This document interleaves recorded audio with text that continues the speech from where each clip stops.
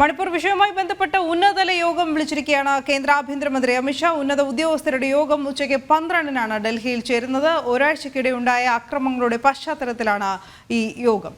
ഗൗതം അനന്തനാരായൺ വിവരങ്ങളുമായി ചേരുന്നു. ഗൗതം, യോഗത്തിന്റെ കൂടുതൽ വിശദാംശങ്ങൾ.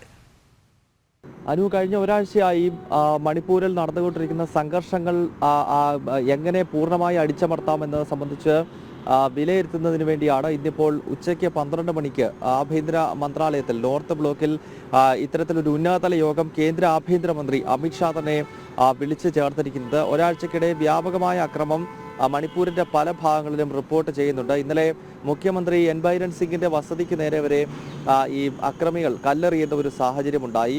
അടുത്തിടെ ഈ CRPF നേരെ അക്രമം നടത്തിയ കുക്കി വിഘടനവാദികൾക്ക് നേരെ CRPF നടത്തിയ പ്രത്യാക്രമണത്തിൽ 10 കുക്കി വിഘടനവാദികൾ കൊല്ലപ്പെട്ടിരുന്നു.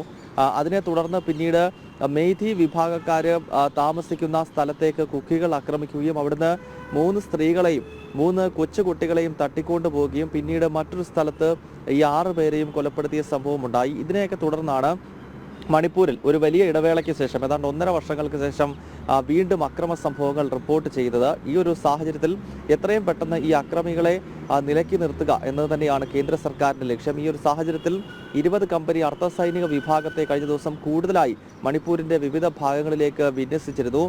BSF അതോടൊപ്പം തന്നെ CRPF തുടങ്ങിയ അർദ്ധസൈനിക വിഭാഗങ്ങൾക്കാണിപ്പോൾ മണിപ്പൂരിന്റെ സുരക്ഷാ ചുമതല നൽകിയിരിക്കുന്നത്. ഇത് കൂടാതെ ഈ സൈനിക വിഭാഗത്തോട് പൂർണ്ണമായി സഹകരിക്കുവാൻ മണിപ്പൂരിലെ സാധാരണക്കാരായ ജനങ്ങളോടും കേന്ദ്ര സർക്കാർ ആഹ്വാനം ചെയ്തു. ഇതിന് പിന്നാലെയാണ് ഇന്നിപ്പോൾ ഡൽഹിയിൽ കേന്ദ്ര ആഭ്യന്തരമന്ത്രി ഒരു നിർണായക യോഗം വിളിച്ചു ചേർത്തിരിക്കുന്നത്. അനു.